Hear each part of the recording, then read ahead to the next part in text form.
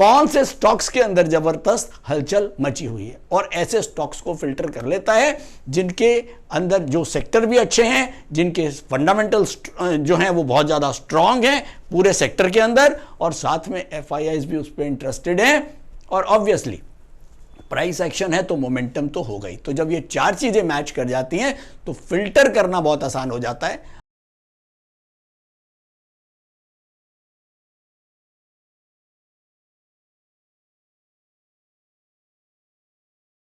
Video content has been made available for information and educational purpose only. Unidirectional trade strategy is a copyright content of IFMC.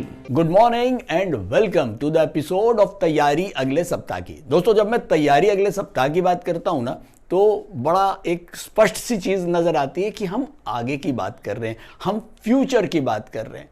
Stock market में एक समझदार investor past के पीछे बहुत ज़्यादा नहीं पड़ता, क्योंकि उसको पता है कि जो वेल्थ है वो फ्यूचर में बननी है। और हम एनालिसिस क्या करते हैं, हम प्रेजेंट में एनालिसिस करते हैं, फ्यूचर का एनालिसिस करते हैं।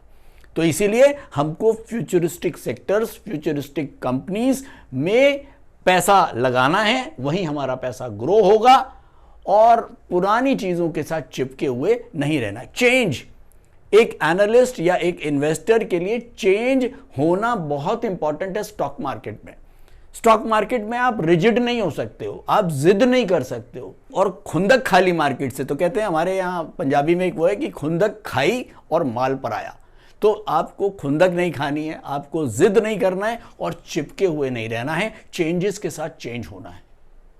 अगर मैं हिस्ट्री उठा के देखता हूं, मैंने लास्ट वीडियो में भी इस बात का जिक्र किया था कि 2001 में जब इंटरनेट रेवोल्यूशन आया तो उस समय आईटी कंपनीज आई, और उसके बाद आज तक 20 साल तक आईटी कंपनीज ने एक अच्छा पैसा बनाया, वेल्थ बनाई, और इन्वेस्टर्स ने भी उसके साथ वेल्थ बनाया। लेकिन अब आज 24-25 साल के बाद एक नया रेवोल्यूशन स्टार्ट हो रहा है, जिसको हम बोलते हैं आर्टिफिशियल इंटेलिजेंस।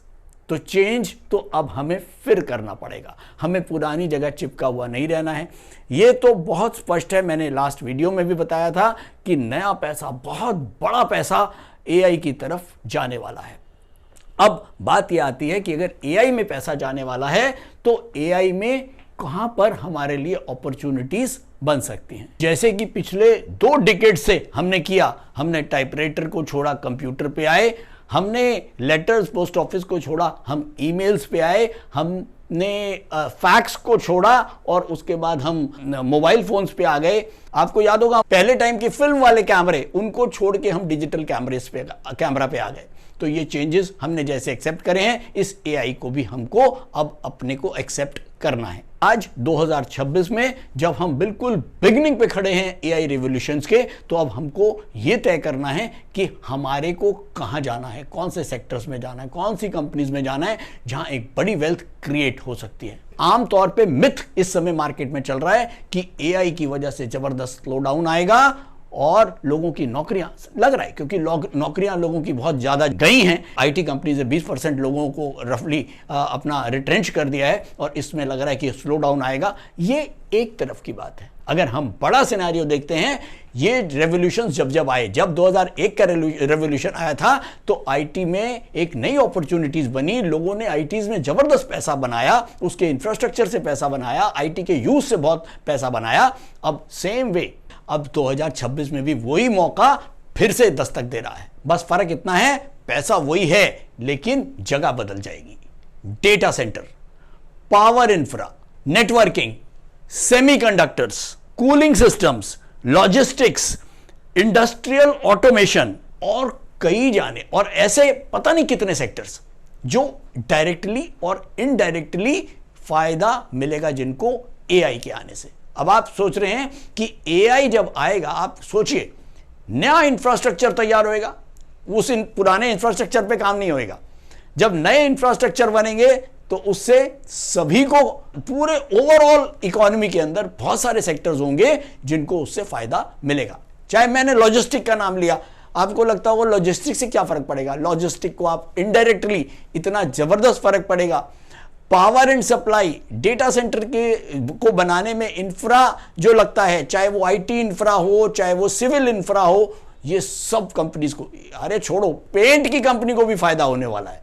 क्यों? क्योंकि नया इंफ्रास्ट्रक्चर बनेगा। तो बेसिकली आप समझिए कि केवल डायरेक्ट प्रॉफिट आप ना सोचें कि ये कंपनी को डायरेक्ट प्रॉफिट हो रहा है। पेंट वाली कंपनी एआई के लिए क्या कर रही है, लॉजिस्टिक कंपनी एआई के लिए क्या कर रही है? अरे भाई, जब इतना पैसा आएगा, इतने बड़े बड़े डेटा सेंटर बनेंगे और ये जो चिप्स आपकी बाहर से आएंगी, लॉजिस्टिक से ही तो आएंगी, शिप कंटेनर से आएंगी, तो जबरदस्त इन चीजों में रहेगा। केवल हमको बस फाइंड आउट ये करना है कि ऐसे कौन कौन से सेक्टर्स होंगे और उन सेक्टर्स के कौन कौन से टॉप स्टॉक्स होंगे जो हमारे लिए आगे आने वाले टाइम में वेल्थ क्रिएट कर सकते हैं। और अब बात आती है कि ऐसे सेक्टर्स और ऐसी कंपनीज को हम कैसे पहचानें। दोस्तों, बहुत सिंपल सी बात है, मैंने पहले भी कई उदाहरण दिए हैं। एक वो बच्चा जो बहुत बढ़िया पढ़ने वाला है, पूरे साल पढ़ता है और 100 में से 99.5 या 100/100 उसके आनी है। क्यों? क्योंकि उसकी मेहनत है और उसको अपने सब्जेक्ट की पूरी जानकारी है। ठीक, तो ये जो अब ऐसा ही बच्चे जो हैं, ऐसे ही रिसर्च, ये बहुत बड़ी रिसर्च होती है जो शायद एक आम आदमी नहीं कर पाएगा। बड़े बड़े म्यूचुअल फंड्स, बड़े बड़े एफआईआईज, ये रिसर्च उनकी टीम करती है और वो लोग निकाल पाते हैं कि कौन से सेक्टर्स और कौन से इंडस्ट्री में उनको अपना पैसा भेजना है। तो अब इतना बड़ा रिसर्च हम नहीं कर सकते हैं, तो फिर हम क्या करें? तो हम एक वो वाले स्टूडेंट हैं जो बहुत पढ़ता तो नहीं है लेकिन इंटेलिजेंट बहुत है और बहुत स्मार्ट स्टूडेंट है। वो ये देखता है वो बच्चे जिन्होंने पूरे साल रिसर्च करी है, पूरे साल मेहनत करी है, वो क्या पढ़ रहे हैं, उन्होंने क्या चीज ज्यादा पढ़ी है, कहां उनका ध्यान ज्यादा है।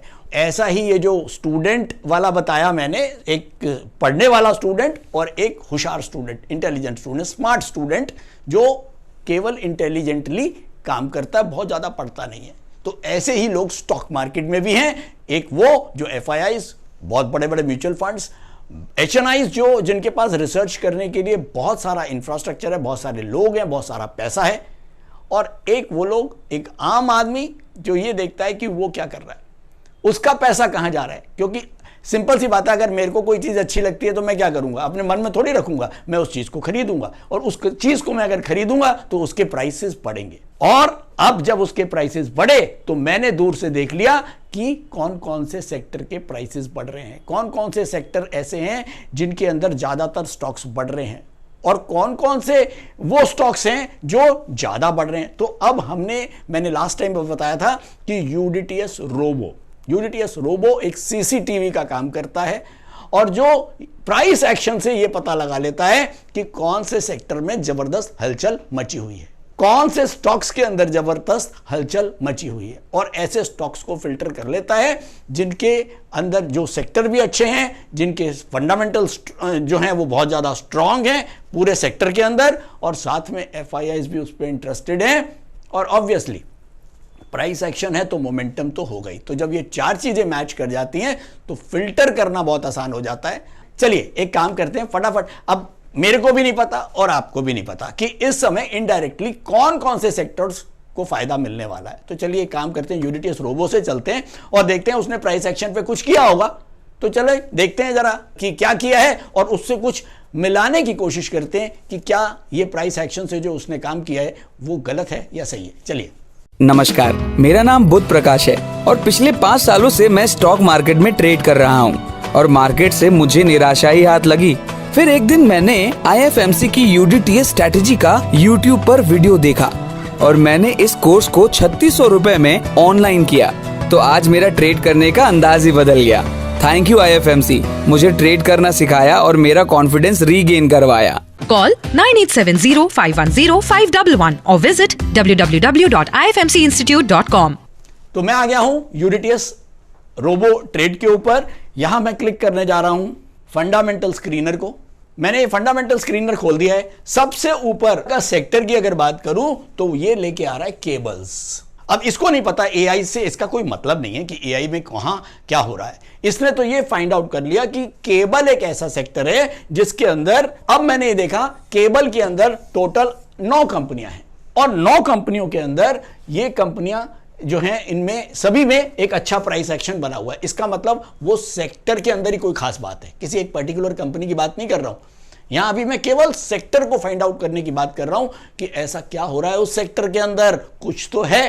तो अब हम इसको लिंक कर सकते हैं केबल। अब केबल ऑब्वियसली इस समय जो जरूरी नहीं है कि जो सेक्टर सारे बढ़ रहे हैं वो सारे एआई की वजह से बढ़ रहे हैं, कुछ और भी रीजन से बढ़ सकते हैं, वो भी इसके अंदर आएंगे। लेकिन अभी हम ये देख रहे हैं कि क्या जो सेक्टर इस समय टॉप पे चल रहे हैं, मैं कहता हूं हमने इसकी स्कोरिंग कर रखी है इस सेक्टर्स की। इस सेक्टर का स्कोर इस समय 100 है। मींस 100 का मतलब ये हो गया इसके अंदर 9 स्टॉक है और 9 का प्राइस एक्शन ऊपर का है। तो अगर इसका स्कोर 100 है, इसका मतलब ये मेरे लिए एक अच्छा सेक्टर माना जा सकता है। अब मैं लिंक करके देखता हूं कि क्या केबल्स क्यों बढ़ रहा है। तो आप सर्च करें, या आपको होमवर्क दे रहा हूं कि एआई में केबल्स का सेक्टर का क्या रोल है। आप चैट जीपीटी आप सबको आता है, डालिए और देखिए। केबल्स जबरदस्त तरीके से यूज होने वाली हैं एआई इंफ्रास्ट्रक्चर के लिए। एआई जब तक बनेगा उससे पहले अगले 3, 4, 5 साल एआई को बनाने में जो भी इंफ्रास्ट्रक्चर की चीजें आएंगी, सबसे ज्यादा डिमांड वहां पर क्रिएट हुई। तो अब केबल्स, चलिए आगे चलते हैं, जरा नीचे करते हैं। अगला आ रहा है फर्टिलाइजर। अब फर्टिलाइजर का एआई से कोई मतलब नहीं है, ये तो समझ में आता है, लेकिन फर्टिलाइजर किसी और रीजन से बढ़ सकता है। अभी हम वो रीजन बाद में बात करेंगे। अभी आज हम टोटल हमारा ध्यान कहां है, केवल आर्टिफिशियल इंटेलिजेंस के ऊपर और उससे डायरेक्टली और इनडायरेक्टली सेक्टर्स को ढूंढने का। चलिए हम अभी फर्टिलाइजर को छोड़ देते हैं, आगे चलते हैं। अगला आ रहा है फाइनेंशियल इंफ्रा। फाइनेंशियल इंफ्रा को भी अभी मुझे नहीं लगता एआई के साथ कोई बहुत ज्यादा संबंध है, इसको भी छोड़ते हैं। अगला है IT infra, cloud, hardware, HPC. ये तो लिंक हो रहा है एआई से और इसका भी स्कोर 100 ही है। तो ऊपर के जितने भी, मैं 80 से लेके 100 तक के जितने भी स्कोर हैं, हम उन सेक्टर्स को मान के चलेंगे कि उसके अंदर कुछ तो गड़बड़ है। तो उस गड़बड़ पे हम अपनी रिसर्च आगे बढ़ा सकते हैं। तो हमारे को 7000 स्टॉक्स की जगह हमारे को बहुत कम सेक्टर के कम स्टॉक्स के ऊपर कंसंट्रेट करना पड़ेगा। तो अब आईटी इंफ्रा और हार्डवेयर, ये भी डायरेक्टली एआई से बहुत फायदा इन कंपनीज को, इस सेक्टर्स को मिल सकता है। चलिए आगे चलें। अगला है लॉजिस्टिक। मैंने जो बात करी थी आपसे पहले भी, लॉजिस्टिक इनडायरेक्टली एक अच्छा बड़ा सेक्टर है जो इंफ्रा से इसको इनडायरेक्टली फायदा मिलने वाला है। चलिए आगे चलते हैं। आगे लुब्रिकेंट्स। अब आप कहेंगे जी लुब्रिकेंट से क्या एआई को फायदा मिलेगा? बिल्कुल मिल सकता है। एआई के में जितने भी रोबोट्स और ये सब होएगा, उसके अंदर आप लुब्रिकेंट्स का बहुत ज्यादा काम आएगा। दूसरी बड़ी बात, एआई की लुब्रिकेंट का फायदा केवल एआई की वजह से नहीं मिल रहा। ईवी, इलेक्ट्रॉनिक व्हीकल्स, जो इलेक्ट्रिक गाड़ियां आ रही हैं, नई एज, न्यू एज। मैंने आपको बोला हमको फ्यूचरिस्टिक पे जाना है। केवल एआई ही फ्यूचरिस्टिक नहीं है, उसके साथ ईवी भी फ्यूचरिस्टिक है, ग्रीन एनर्जी भी फ्यूचरिस्टिक है। तो ये सारी चीजों को हमें ध्यान रखना है और ये हमको केवल ये छांट के दे देता है कि हाँ लुब्रिकेंट्स को फायदा मिल रहा है। अब इससे एआई से भी फायदा मिल सकता है और ईवी से भी फायदा मिल सकता है। आगे चलें। पेंट्स। अब पेंट से क्या होगा? पेंट्स का 2 रीजन है। एक तो क्रूड भी नीचे आया है, हो सकता है क्रूड पेंट्स में इसलिए भी मुंह बनाओ, लेकिन पेंट्स का indirect connection directly AI infrastructure से भी है, क्योंकि बड़े बड़े इंफ्रास्ट्रक्चर्स बनेंगे, पेंट तो लगेगा ही। चलिए आगे चलें। उसके बाद है फार्मा डोमेस्टिक। फार्मा का एआई से मैं अभी कोई संबंध क्रिएट करने की कोशिश नहीं कर रहा हूं। चलिए आगे चलते हैं। ये अपने किसी रीजन से बढ़ सकता है। फार्मा, एक्सपोर्ट, इसको भी छोड़ते हैं। आगे चलते हैं डिफेंस। अभी हम डिफेंस को भी छोड़ देते हैं। हालांकि डिफेंस एक अपने आप में उभरता हुआ सेक्टर इसलिए है क्योंकि पूरे वर्ल्ड में एक अशांति सी बनी हुई है और हर कंट्री को यह लगता है कि हमारे पास अपने वेपन्स और अपना डिफेंस होना चाहिए। तो चलिए आगे चलें। उसके बाद बात आती है केमिकल स्पेशलिटी। इसको भी अभी हम एआई से जोड़ने की कोशिश नहीं कर रहे हैं। और नीचे चलते हैं। नेक्स्ट आता है हॉस्पिटल चेन्स। इसका भी 94 का स्कोर है। तो हॉस्पिटल चेन्स का भी अभी एआई से कोई संबंध नहीं रखते हैं। चलिए आगे चलें। इंडस्ट्रियल मशीनरी, बहुत बढ़िया। देखिए इंडस्ट्रियल मशीनरी कैपिटल गुड्स, इसका इनडायरेक्टली सीधा संबंध एआई से बनता है। इस सेक्टर को एआई से फायदा मिलना चाहिए, इसलिए स्मार्ट इन्वेस्टर जो स्मार्ट का जो पैसा है वो पहले से ही रूट होना शुरू हो गया इस सेक्टर के अंदर। चलिए जरा आगे चलें। Capital goods, same capital goods का भी जबरदस्त तरीके से यूज होगा एआई इंफ्रास्ट्रक्चर के अंदर, और शायद यही रीजन है कि यह सेक्टर भी हमारा 90 के स्कोर के साथ चल रहा है। चलिए जरा नीचे चलें। फार्मा जेनरिक का इसके साथ एआई का कोई संबंध नहीं कर रहा हूं। चलिए जरा आगे देखें। 80 तक के स्कोर के सारे देखूंगा। एपरल फैशन ब्रांड्स, अभी इसको भी हम छोड़ते हैं। चलिए आगे। ऑयल एंड पेट्रोल एनर्जी, इसको भी छोड़ देते हैं। आगे चलते हैं। एनवायरमेंट, ग्रीन एनर्जी, मैंने पहले भी बोला ग्रीन एनर्जी अपने आप में एक फ्यूचर सेक्टर है और इसके ऊपर ध्यान आप लगा सकते हैं। आगे चलें। इंडस्ट्रियल इलेक्ट्रॉनिक्स, इसका स्कोर है 88.89। इलेक्ट्रॉनिक्स की में कई सारी कंपनीज ऐसी हैं जिनको एआई से सीधा सीधा बेनिफिट मिलने वाला है। अब कैसे मिलने वाला है, डालिए चैट जीपीटी पे और पूछिए, बताएगा आपको। चलिए इंफ्रा, उसके बाद आता है इंफ्रा कॉन्ट्रैक्टर्स। मैंने फिर बोला कि ये बड़े बड़े एआई के जब वो डेटा सेंटर बनेंगे तो इंफ्रास्ट्रक्चर बनाने के लिए कॉन्ट्रैक्टर्स चाहिए, इस तरह की कंपनीज चाहिए जो इसमें इंफ्रास्ट्रक्चर बना पाए। चलिए आगे चलें। स्मॉल बैंकिंग फाइनेंस का इससे कोई मतलब नहीं है। आगे चलते हैं। माइक्रो फाइनेंस का भी कुछ नहीं है। आगे चलते हैं। ऑटो एंसिलरी, इसको भी अभी हम छोड़ते हैं। आगे चलते हैं। स्टील एंड पाइप्स को भी छोड़ते हैं। हालांकि स्टील एंड पाइप्स का यूज अल्टीमेटली एआई इंफ्रास्ट्रक्चर में होने वाला है, बिना स्टील के कोई इंफ्रास्ट्रक्चर बनता नहीं है। चलिए आगे देखें। डायग्नोस्टिक सेंटर छोड़ देते हैं। टेलीकॉम छोड़ देते हैं। 83 तक स्कोर पे आ गए हैं हम। और नीचे चलें। इलेक्ट्रिक इक्विपमेंट्स, बहुत बड़ा सेक्टर जो एआई से बेनिफिट मिलने वाला है, जिसको इसका भी स्कोर अभी भी 82-61 है। तो अभी भी 80 से ऊपर के स्कोर, मैं बहुत ज्यादा नीचे नहीं जाना चाहता हूं। मैं ऊपर के अगर 85 सेक्टर ये कवर करता है तो ऊपर के 15-16 सेक्टर्स मेरे ख्याल में सफिशिएंट हैं। हम और जाते हैं नीचे। एनवायरमेंट, ग्रीन वाटर, ये मैं पहले भी बता चुका हूं। आगे चलें। उसके बाद आ गया फार्मा, सीडीएमओ, और ये आ गया हमारा 80 का स्कोर। इसके नीचे अब मैं नहीं जा रहा हूं। मोटे तौर पे ये सब बताने का मकसद क्या था? बताने का मकसद यही है कि हम किस तरह से ढूंढ सकते हैं कि स्मार्ट इन्वेस्टर का पैसा कहां जा रहा है, और यूनिटीएस रोबो ट्रेड इसमें हमको बहुत हेल्प करता है। और हां, एक गुड न्यूज भी यह है कि यूनिटीएस रोबो ट्रेड को बनाया है सेबी रजिस्टर्ड रिसर्च एनालिस्ट ने, यानी कि मैंने। तो ट्रस्ट पूरा है, आप इसको देख सकते हैं, समझ सकते हैं। रिसर्च के लिए तो फाइनली बेसिकली आपको इसके अंदर इंट्राडे ट्रेडिंग करते हैं या पोजिशनल ट्रेडिंग करते हैं, इन्वेस्टिंग करते हैं या ऑप्शंस करते हैं, आपको बहुत इजीली इसके अंदर आप अपने स्टॉक्स को ढूंढ सकते हैं। बहुत आपको हेल्प मिलेगी अपने स्टॉक्स को ढूंढने के लिए। तो मेरे ख्याल में आज के लिए इतना ही। Thank you so much.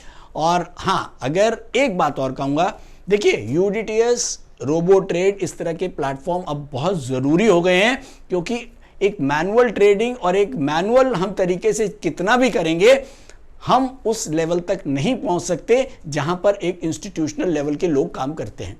तो इस तरह के सॉफ्टवेयर्स हमको हेल्प करते हैं एक इन्फॉर्म्ड डिसीजन लेने के लिए। और अगर आप स्टॉक मार्केट में काम कर रहे हैं और आप इन्फॉर्म्ड डिसीजन नहीं ले सकते हैं या नहीं ले रहे हैं, तो आप फिर वो 100% गैम्बलिंग कर रहे हैं। दूसरी बड़ी बात मैं फिर से बोलूंगा, लोगों को स्टॉक मार्केट बहुत आसान लगता है, लेकिन सबसे मुश्किल काम इसमें पता है क्या है? इसमें सबसे मुश्किल काम वो है जो सबसे आसान है। अब आप कहेंगे ये क्या, कि मुझे कहां कितना पैसा लगाना है। तो देखिए, अगर हम बात करते हैं कि मेरे पास 1 लाख रुपया है और मैं 1 लाख रुपया किसी एक या दो स्टॉक में 50-50 हज़ार लगा दूं, या एक स्टॉक में ही 1 लाख रुपया लगा दूं, तो वो आप बहुत बड़ा ब्लंडर करते हैं। और ज्यादातर लोग यही करते हैं, क्योंकि उनको लगता है यार 1 लाख रुपए का शेयर खरीदूंगा, 5% बढ़ेगा, 5,000 तो आएंगे। लेकिन ये मेंटालिटी बिल्कुल गलत है। आपको प्रोबेबिलिटी के साथ रहना है, चाहे आप ट्रेडिंग करते हैं चाहे इन्वेस्टिंग करते हैं। स्टॉक मार्केट के अंदर प्रोबेबिलिटी ही जीतती है। अगर आपको रिटर्न कमाने हैं, आपको गैम्बलिंग करनी है, तो कुछ भी करो, आपको मेरा चैनल देखने की जरूरत ही नहीं है। अगर आपको गैम्बलिंग करनी है, हाँ, आपको स्टॉक मार्केट से प्रोबेबिलिटी से रिटर्न बनाना है, तो आप इस चैनल को फॉलो करो और आप समझो कि किस तरह से रिटर्न बनाया जाता है। अब आप मेरे से पूछोगे 1 लाख रुपए मुझे कैसे लगाना है, तो मैं तो भैया 3% से ऊपर किसी एक स्टॉक को दूंगा ही नहीं। 3% का मतलब हो गया कि करीब करीब 30 से 35 स्टॉक खरीद दूंगा। फिर आप कहेंगे जी 35 स्टॉक 1 लाख में, हजम नहीं होता ना दोस्तों। यही फर्क है कि जब हम अपनी इन्वेस्टमेंट के नीचे बहुत सारे सपोर्ट्स लगाते हैं। आपने 1 लाख की इन्वेस्टमेंट के अंदर एक सपोर्ट लगा दिया, आप मेरी 1 लाख के सपोर्ट, 1 लाख की इन्वेस्टमेंट में 35 सपोर्ट है। हाँ, अगर आप गैम्बलिंग कर रहे हैं तो शायद आपके पास ज्यादा पैसा आ सकता है, हो सकता है आपने एक स्टॉक में लगाया वो 10 गुना हो जाए, लेकिन मुझे वो 10 गुना चाहिए ही नहीं। मुझे तो 15% से 20% से 24% भी अगर आ जाता, अगर मार्केट अच्छी होती है तो 30, 35, 36% आ जाए, बहुत बढ़िया। मार्केट खराब हो जाए तो भी मुझे अगर 10% का रिटर्न निकलता है एफडी से ज्यादा, तो I am so happy, I am so very very happy. तो शायद मेरी बातें आपको कुछ लोगों को समझ में आती हैं, किसी को नहीं आती हैं, लेकिन मेरा एक जो स्टांस है वो हमेशा यही रहेगा, स्टॉक मार्केट एक प्रोबेबिलिटी है, गैम्बलिंग बिल्कुल नहीं है। गैम्बलिंग करेंगे तो स्टॉक मार्केट से पैसा कभी नहीं कमा पाएंगे। Thank you so much.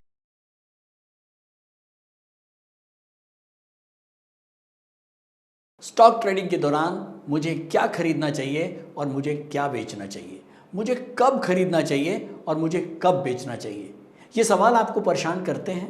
तो चलिए सिंप्लीफाई करते हैं स्टॉक ट्रेडिंग को और निकालना सीखते हैं वो एक्यूरेट पॉइंट्स जहां हमें स्टॉक को बाय या सेल करना है। मेरे यानी मनीष तनेजा के साथ IFMC की यूनिटीएस स्ट्रैटेजीज से। यूनिटीएस यानी यूनिडायरेक्शनल ट्रेड स्ट्रैटेजीज, जो है हर स्टॉक ट्रेडर की पहली पसंद, जो बनाती है स्टॉक ट्रेडिंग को सिंपल, एक्यूरेट और स्ट्रेस फ्री। यूनिटीएस स्ट्रैटेजीज सभी इंटरवल्स पे काम करती है, चाहे वो इंट्राडे हो, पोजिशनल हो या लॉन्ग पोजिशनल हो। मेरे 26 सालों के एक्सपीरियंस और एक्सपर्टीज का निचोड़ है यूनिटीएस। IFMC की लोकप्रियता का राज है उसकी copyright strategies, and IFMC is unchallenged leader in stock market education. IFMC is now a school of 10 million learners, awarded twice by Delhi City Icon Awards. So let's begin UDTS online course by IFMC.